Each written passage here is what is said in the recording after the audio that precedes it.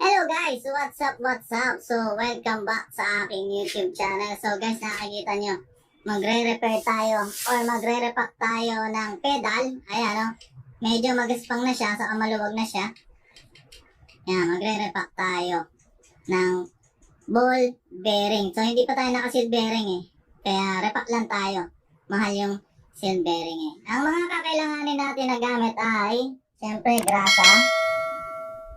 Sa wrench na 14, 15, pambaklas ng ating pedal, magnet para hindi mawala ang ating mga ball bearing, maliit na screwdriver, pang sikot ito ng cover ng ating pedal, at syempre ang ating degreaser. So ang gamit ko sabon na may joy, Thai powder sa joy na pang hurong.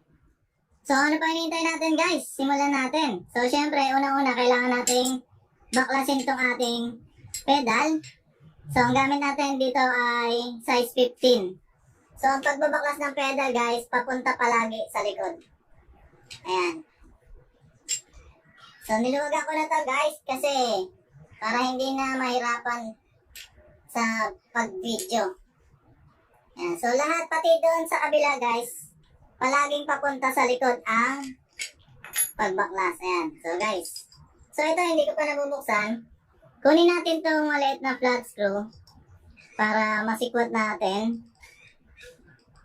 Kasi andito yung lock ng nut. Ayan. So plastic lang naman to guys. Ayan. The next, gagamit tayo nito. Size, 12 pala to guys. 12 mm. So, palitan lang natin. Pampigil lang naman to guys. Tapos, kunin ulit natin itong 15. So, ito yan. Ayan. Tingnan natin kung ano ko. Ayan. Ayun, maluwag na siya guys. Ito, hindi ko pa naluluwagan siya guys. Virgin pa yan. Ngayon ko lang niluwagan. So, madali na. Ayan, kunin ko lang to. Para madali natin maluwagan. Ayan. So, kunin natin yung magnet guys. Ayan. Para kung sakali bumagsak, diretso siya sa magnet. Para hindi mawala. Kasi pag nawala yung bearing, nahihirapan tayo. Or mas maganda siguro, lagyan natin itong magnet dito sa ating degreaser. Mamamagnet naman yan guys kahit basa eh. Ayan, yun, magnet na siya. So, ilalaglag lang natin yung ating bearing dyan. So, ugutin ko tong axle. Meron ko pala. Ito. Magpipigil ko lang to guys. Pinapigil ko lang yung screwdriver kasi wala akong pamihit sa loob. Pero okay lang yun. Ayan guys, napipihit. Nakikita nyo ba? Ayan, may nakuha na akong bearing na magnet ng aking screw. Pagka yung mag-alala na malaglag, may magnet naman tayo. Tapos yung bearing yan guys, 26 pieces. So, 3 sa isang side. 13 pala sa isang side. So, tig 13 siya. So, wala na. Dito sa kabila, wala na rin. Palagay ko nalaglag na guys. So, lilinisin lang natin to gamit ang ating basahan. Pwede rin naman natin i-toothbrushin, pero ako babasahanin ko na lang. So tuwing kailan ba tayo kailangan mag-repack? Pag nabaha, repack na kaagad guys. Pag nabaha, huwag nyo nang hayaang matuyo kasi titigas. So repack na kaagad. O kaya, pag na-imbak na matagal, so halimbawa 6 months, repack. Or pag gamit na gamit yung bike, repack na din. Lalo na kapag nakaramdam na kayo ng alog or gaspang, magre-repack na kayo nun. Yan, so palagay ko guys, malinis na. Linis na yan. So, checkin lang natin, baka may buo-buo pa. So, wala na. So, pag malinis na guys, punasan lang natin ng tuyo. Yan, pwede nyo munang luglugan ng tubig para mawala yung sabon. Saka natin pupunasan. So, habang pinapatuyo natin tong pedal guys, ito muna linisin natin. Yung dalawang screw, saka isang washer. Ay, dumi guys. So, kitang-kita nyo. Ang dumi ng kamay ko. Huwag kayong magmadali guys. Sabi nga nila habang nagmamadali, nagkakamali. Ayan. Ganun ulit, patuyuin uli natin. Punasan lang natin. Ayan. Tapos, ayun natin dito. Dito naman tayo sa bearing. Wala muna tayo. Yung shaft. Shaft ba tawag dito? Axle? Basta yun na yun. Kung naman ang tawag dito. Hindi ko lang tawag dito eh.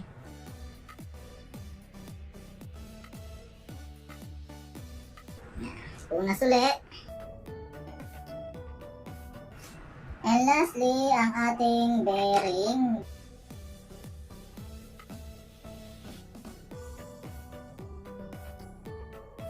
So ayan guys, linisin lang natin maigi yung mga bearing yan.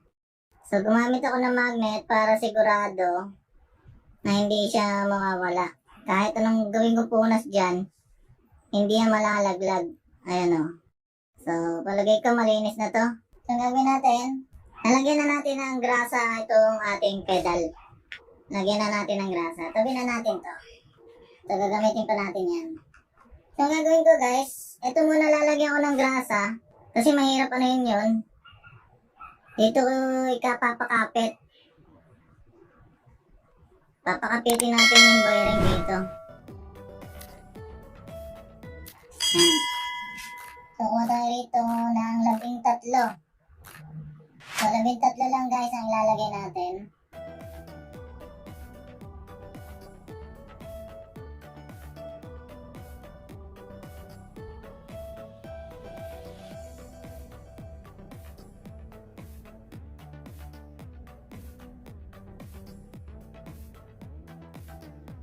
Guys, so may 13 na tayo. So next nito guys, lalagyan natin ng grasa to. So mahalaga dyan guys, malagyan ng grasa. Yung iba ginagamitan ng syringe. Yung iba ginagamitan nito, kagaya nito guys. Ayan. Ayan.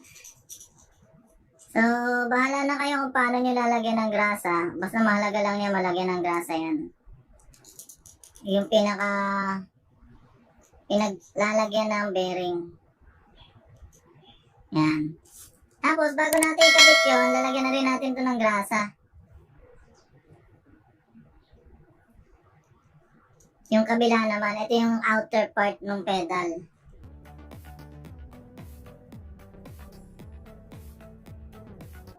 Yan. So, ito na yung medyo mahirap guys. Kasi ipapasok natin yung bearing dyan. Dito ako nahihirapan. 3, 6, 9, 12, 13. Yan.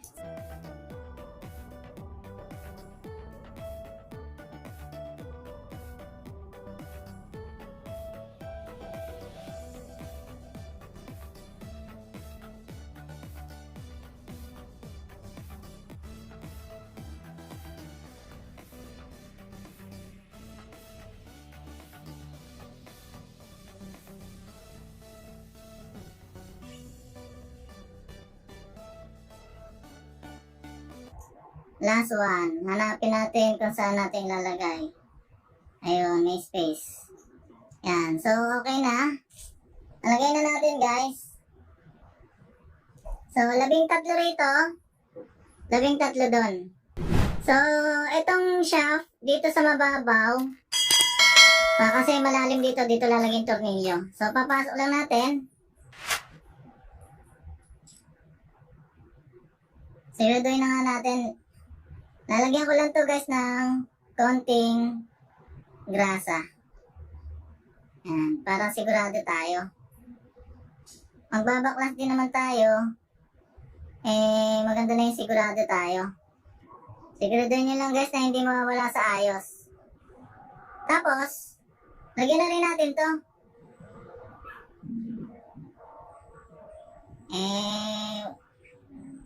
Wala namang bayad ang grasa guys Aani naman natin yung ganyang karaming grasa. Yan. Tapos, shoot na natin. Unti-unti lang guys Kasi baka matulak nyo yung bearing. Yan. So, pag na-shoot na, kukunin natin yung kulay itim kanina. Ito guys. Ito yung pang-lock ng bearing eh. Yan. So, dito ko siya pipihitin. Ayan. Kunin natin yung maliit na screwdriver. Ito yung pampigil ko eh.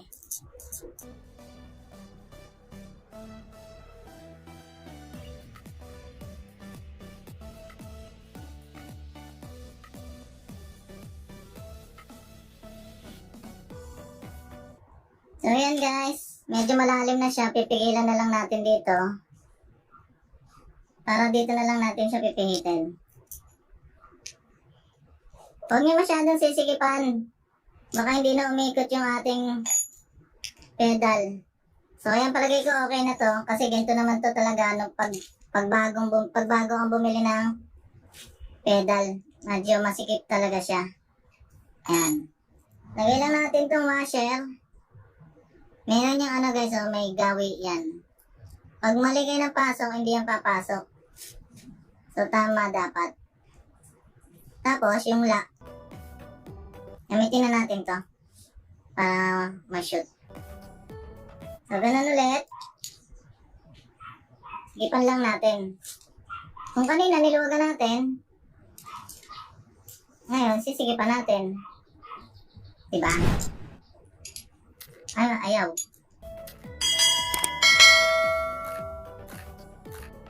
So, kunin natin tong nut, lock. Ito yung maglalak sa kanila eh, para hindi gumalaw. Tapos pihitin lang natin. Ayan. Tapos,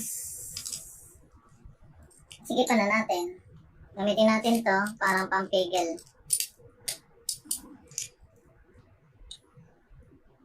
Ayan. So, check natin kung iikot siya. Yun. Maluwag pa. Sigipan pa natin. Yung sikip lang na guys na kagaya ng bagong bili nyo na pedal. Yan. Pwede na to. Yan.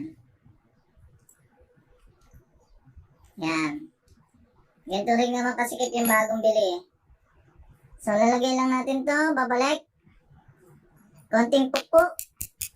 Ayos. Tapos, babalik na natin sa crank arm. Babalik na naman guys. So, kung papunta dito, ang pasikip naman niya, papunta naman dun. Ayan. So, napakadali lang, di ba guys? Madali. Matrabaho nga lang. Ayan o. Ayan. So, sikipan lang natin. Ayan. So, okay na. Ayan. Pwede na ulit tayo mag-rides. Rides. So, ayan guys. Pwede na tayo mag-rides. So, hanggang dito na lang ang ating video. Siyempre, huwag kalimutan pindutin ang like and subscribe button. Yee-hoo!